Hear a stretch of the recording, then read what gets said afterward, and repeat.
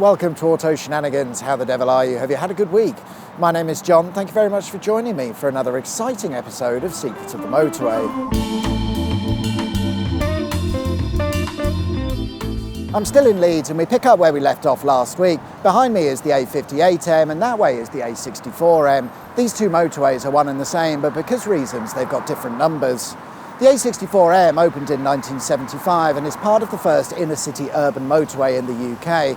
Like the A58M that it shares this title with, originally it was supposed to be an A road, but at the last minute they decided to make it a motorway, making no changes to the road design. A few sources suggest that the A64M is the shortest motorway in England, but I'm not convinced. For a start, its two carriageways differ in length, the longest being over a mile and the shortest, well, I make it 0.7 miles, which is longer than the 0.6 mile long A3008M motorway. The dispute seems to have arisen from the fact that nobody can decide on the exact start and finish points of the A64M, so it's certainly possible that it could take the title of the shortest motorway in England, but for me, I'm on Team A3008M. Anyway, much like the A58M, the A64M doesn't have any official junction numbers, and instead stuff just happens.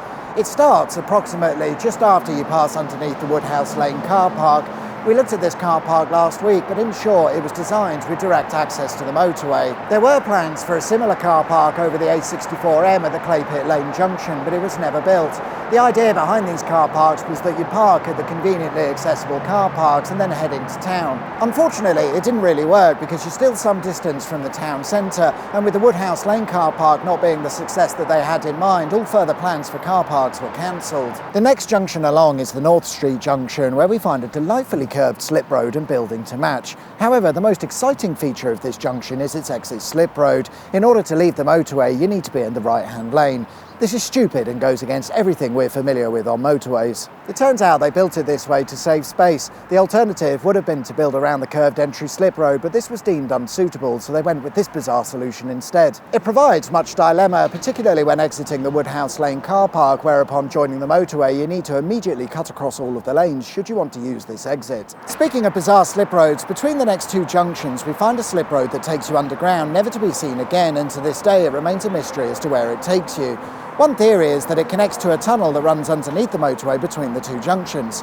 Yeah, it's that. You'd never know when travelling along the motorway that underneath you was another road, and to be fair, that's the most efficient way to build roads if you're short on space, I suppose. However, it probably wasn't built this way to save space, and in fact, we're missing an awful lot of infrastructure that was planned in the 1960s but never completed. Back then, the idea was for Leeds to be a motorway city of the future or whatever, so the council planned out a whole load of motorways to run in and around Leeds. Like a lot of old road building schemes, the plan was extensive to say the least. The A58M, the A64M and the M621 were the only bits that made it to motorway status. Had plans been completed, there would have been a motorway interchange here connecting up to a motorway that would have run south through the city before connecting up with the M621 at Junction 3. And if you've ever wondered why Junction 3 on the M621 is so bizarre, it's because like the A64M, it's missing some key infrastructure, mainly a motorway. Anyway, the odd tunnel arrangement on the A64M is sort of a leftover of those plans. There was supposed to be more double-decked roads and direct connections to that unbuilt southbound motorway, but there isn't. In 2020, the bridges that carry the motorway across Regent Street were demolished and replaced, leading to 2 years of traffic mayhem in the area. The reason the works were carried out is because the original 1960s structures were knackered and had reached the end of their design life. Here's an artist's impression of what it was supposed to look like, and here's what it really looks like.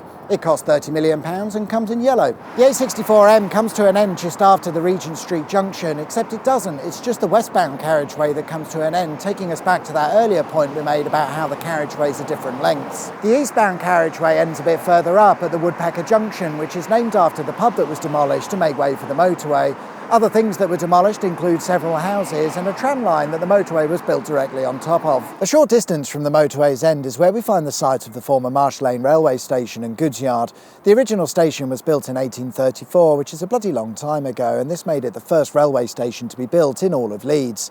In the 1860s, it was demolished and replaced with a larger station with an added capacity for freight. If we take a walk along Marsh Lane, we find a wall that appears to have been repaired at some point. Indeed, on the other side of the wall used to be the train goods yard, and this is the location of an accident involving an unstaffed runaway steam engine. It crashed through the wall and onto the street below, but fortunately nobody was injured. Today, not a lot remains of the station or goods yard. However, in more recent years, the local council were toying with the idea of reopening the station at Marsh Lane. However, as it stands, nothing officially has been proposed. And there we are then, guys. That's all I've got for this week. Thanks very much for watching. I hope you liked the video. If you did, there is of course a button specifically for that. And if you haven't subscribed already, please consider doing so. That'd be wicked sweet awesome. Enjoy the rest of your week, whatever it is you get up to. My name's John. You've been watching Auto Shenanigans, and I'll see you guys next time for another exciting episode of Secrets of the Motorway. Till then, take care. Bye-bye.